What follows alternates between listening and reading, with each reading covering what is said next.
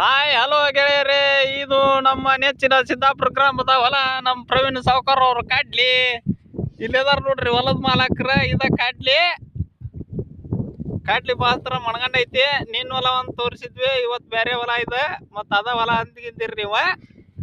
ಇಲ್ಲದ ನೋಡ್ರಿ ಹೊಲದ ಮಾಲಕ. ಲೈಕ್ ಕೊಡ್ರಿ ಸರ್. ಅಲ್ಲಿದೆ ನಮ್ಮೂರು, ಇಲ್ಲಿದೆ ಸುಮ್ಮನೆ ಕಡ್ಲಿ ಹೊಲ ನೋಡ್ರಿ.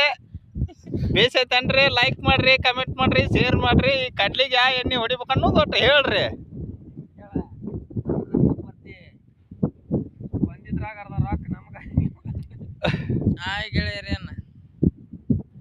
ನೋಡ್ರಿ ಕಡ್ಲಿ ರೈತ ಬಾಂಧವರೇ.